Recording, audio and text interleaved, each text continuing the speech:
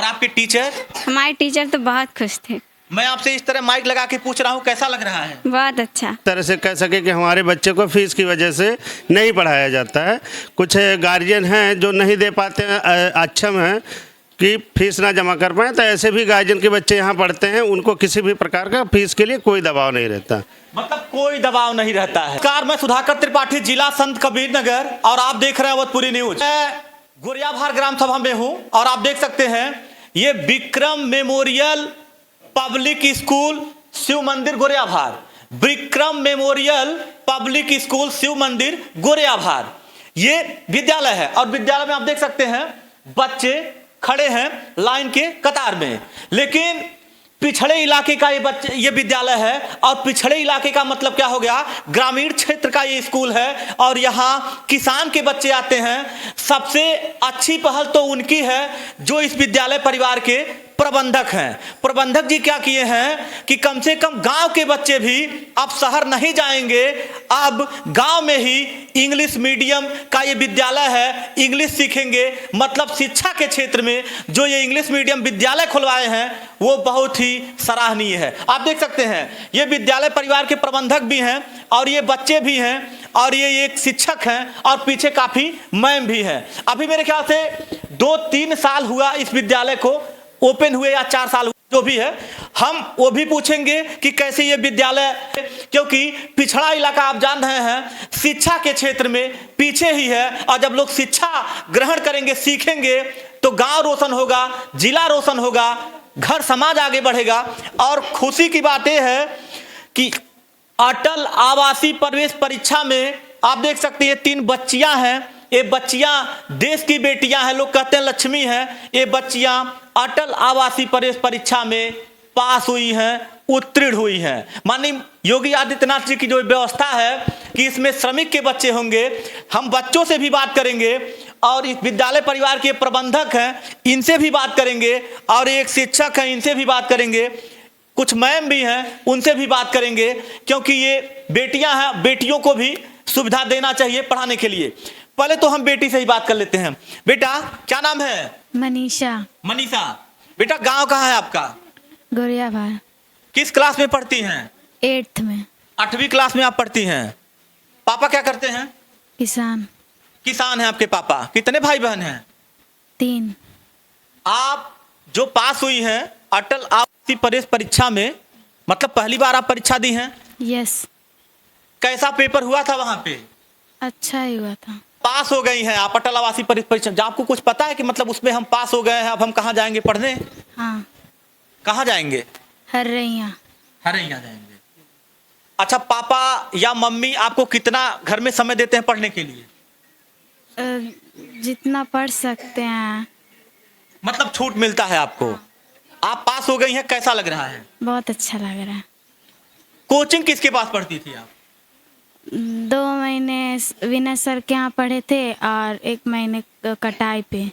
अच्छा चलिए ठीक है। विनय सर ये बढ़िया पढ़ाते हैं आपको? हाँ। और इस विद्यालय में जो मैम है, जो शिक्षक है, वो लोग मतलब कैसा पढ़ाते हैं आपको, कैसा लगता है? बहुत अच्छा लगता है। दबाव में मत बोलिएगा, जो चीज सही होगा वही बोलिएगा। अच्छा लगता है। अच्छा लगता पढ़ाते है? हैं। हाँ। समझाते हैं सब लोग? हाँ।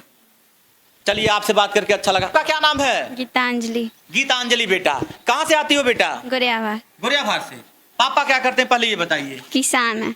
मैंने क्या कहा है कि मैं अपने अवधपुरी न्यूज चैनल के माध्यम से जो कुछ भी प्रसारित करता हूं, जो कुछ भी ग्राउंड रिपोर्टिंग करता हूं, वो पिछड़े इलाका की ही बात रहती है, गरीबों, असहायों, मजदूरों के परिवार की ही बात रहती है, जो लोग परेशान हैं। और मुझे खुशी मिलता है क्योंकि हमारे बड़े ऐसे पत्रकार साथी हैं जाते हैं, लेकिन पिछड़े इलाके को आगे बढ़ाने के चक्कर में ये विद्यालय खोले, ये यही कह रहे हैं। और अपने गांव के नाम को रोशन करने के लिए ये बच्चों को शिक्षा दे रहे हैं।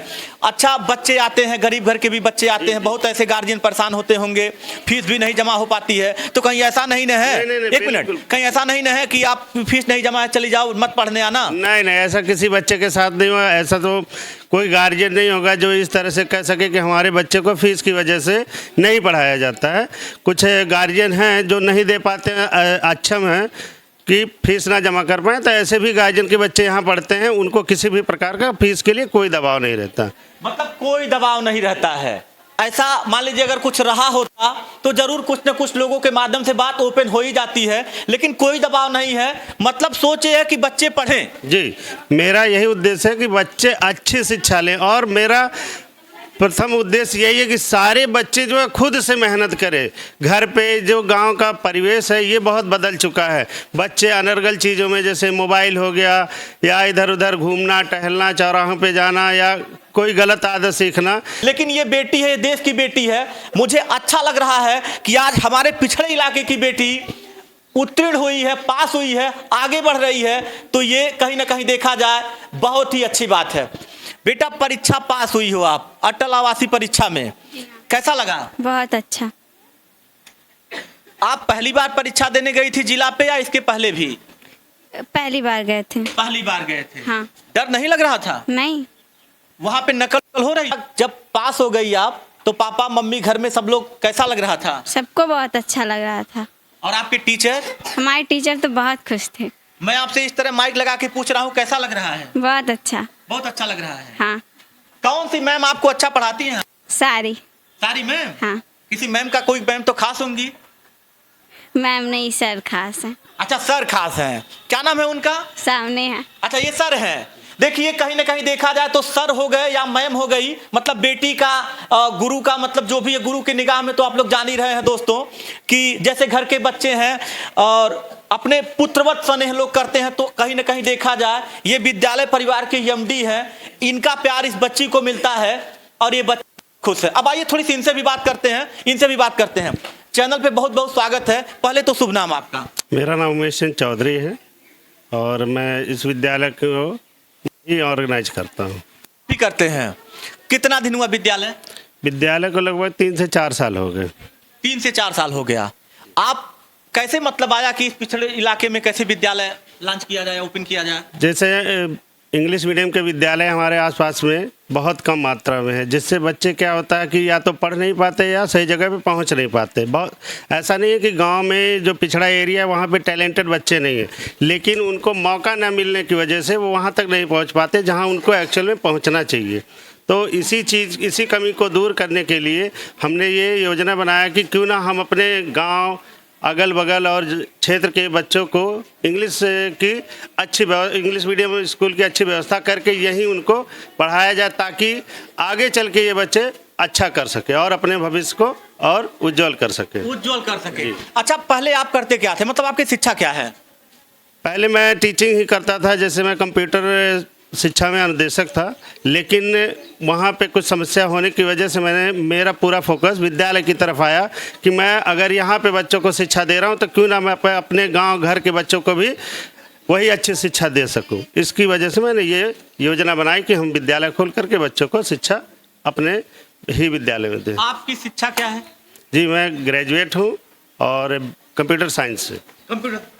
अब देखिए, ये शहर में शिक्षा दे रहे थे, लेकिन इनको लगा कि अब हम उस काबिल पे हैं, उस मुकाम पे हैं, तो अपने क्षेत्र जवार के बच्चों को भी उस काबिल बनाएं, आगे बढ़ाएं। ये इनकी सोच है और कितनी बेहतर सोच है। नहीं तो लोग क्या करते हैं कि अंदर शिक्षा लेने के बाद या जानकारी लेने के बाद लोग मोह माया में भूल, ये सारी चीज़ें गांव क्षेत्र में बहुत तेज़ी से फैल रहा है।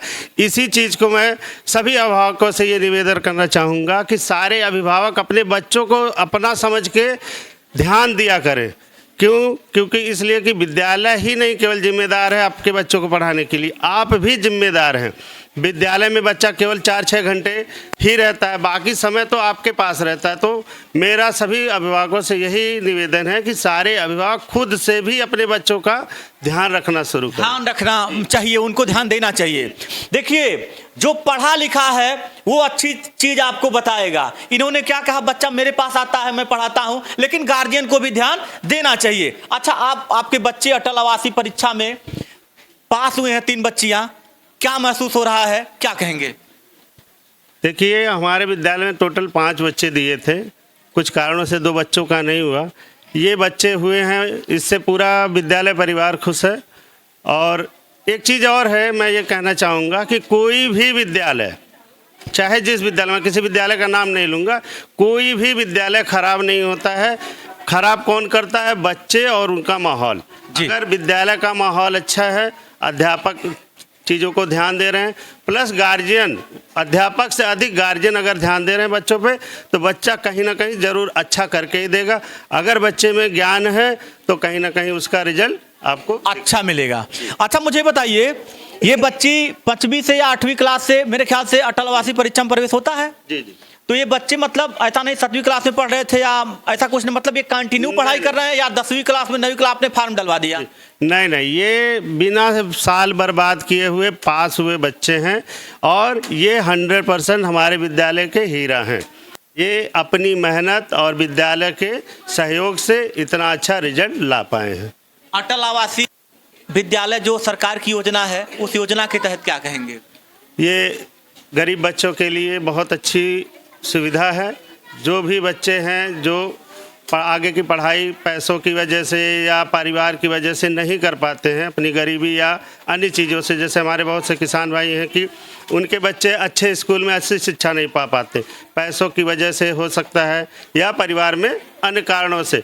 लेकिन ये सरकार ने जो आवासीय व्यवस्था की है कि जहाँ पे बच्चे स्वयं जा कर के पढ़ें और कुछ सीखें, ये मुझे बहुत अच्छा लगा और ये मैं सरकार को इस चीज़ के लिए बहुत बहुत धन्यवाद देना चाहता हूँ। क्या इन्होंने कहा है? ठीक है, अब आप देख सकते हैं ये एक टीचर हैं, थोड़ी देर पहले हमने इनसे बात किया था। इनके पढ़ाए बच्चे अटल आवासीय परीक्षा में कोचिंग देते हैं। चलिए अच्छी बात है, कोचिंग कराना भी बड़ी अच्छी बात है। इनके बच्चे भी कुछ पास हुए हैं। विद्यालय के एमडी से भी हमने बात किया। वीना जी, आपका बहुत बहुत स्वागत है। आपके बच्चे मतलब कितने बच्चों को आपने पढ़ाया है कोचिंग से लेकर के विद्यालय तक? कितने बच्चे आपके उत्तीर्ण हुए हैं? पहले तो आपके माध्यम से इन बच्चों को हम बधाई देना चाहते हैं कि ये बच्चे पास होकर के अन्य बच्चों के लिए प्रेरणा स्रोत बने हैं। इसके लिए इन लोग को बहुत बहुत बधाई। इससे अन्य बच्चे सीख करके जो है और पढ़ाई में तत्परता दिखा के इस तरह के रिजल्ट लाने का प्रयास करेंगे। हमारे यहाँ कुल 250-300 बच्चे कक्षा 5 से लेकर के 12 तक के पढ़ते हैं। जो है सभी लोग अच्छी तरह से अपनी पढ़ाई के लिए जाने जाते हैं। तो ज़्यादातर बेसिकली हमारा फोकस रहता है 9, 10, 11, 12 पे। लेकिन ये बच्चे कॉम्पिटिटिव एग्ज़ाम की तैयारी के लिए थे, तो इसलिए पहली बार ये लोग बिना जो है कुछ समय गंवाए हुए ये बच्चे जो है क्या नाम है कक्षा 8वीं में पढ़ते हैं। 8वीं का एग्ज़ाम दिए हैं, एग्ज़ाम दे करके और 9वीं कक्षा में अटल आवासीय विद्यालय के लिए चयनित हुए हैं। मन तो खुश हो रहा होगा? बहुत खुश हैं, क्योंकि बच्चे अन्य बच्चों के लिए प्रेरणा स्रोत हैं। अन्य बच्चे इनको देख करके प्रेरित होकर के आप अपना जो मन है वह पढ़ाई में लगाने का प्रयास करें। क्योंकि सर ने अभी कहा है कि जो बच्चे हैं मोबाइल या अन्य चीज़ों से ज़्यादा लगाव कर ले रहे हैं, इनके माध्यम से बच्चे क्या करेंगे, किताबों पर ज़्यादा ध्यान लगाने का, फोकस करने का प्रयास करेंगे, तो वह भी इस तरह के रिजल्ट लाने का प्रयास करेंगे। एक तरह से समाज सुधार का जो कार्य है वह होगा। और मोबाइल से ही दूरी क्या करना है लोगों को करना है और किताबों से लगाव लगाना, क्योंकि किताबें क्या होती है बच्चों की सबसे अच्छी फ्रेंड होती है। मोबाइल से आप दूरी बनाइए, क्योंकि मोबाइल पे पबजी गेम्स, तमाम अन्य सोशल मीडिया, ये सब सारी चीज़ें जो विसंगतियां हैं लोगों के अंदर दिमाग में भरी जा रही हैं वह दूर होंगी।